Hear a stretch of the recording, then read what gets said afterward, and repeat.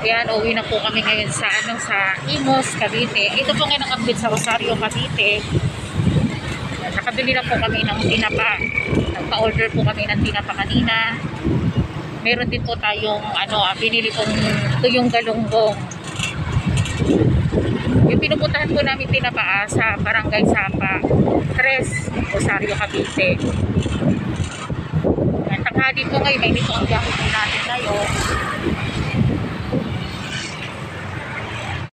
Yan, tsaga-tsaga lamang po tayo sa ating pagtitinda po. Kahit maliit lamang po ating kinikita, basta tsaga lamang po tayo, makakasubad po tayo sa ating pang-araw-araw po.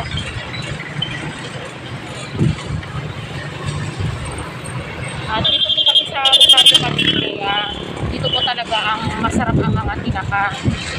Ito po ang dinarayo po itong lugar na to para sa mga gusto po magnegosyo ng tinapa. Hindi lamang po tinapa.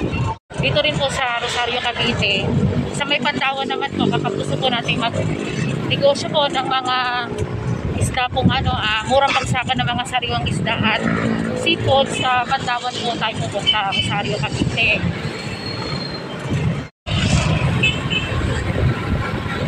Yan, yun po yung sa Rosario, Cavite po sa Pantawan. Doon naman po magkayo bibili po ng mga sariwang isda. Kailangan po maaga po ang ating biyahe.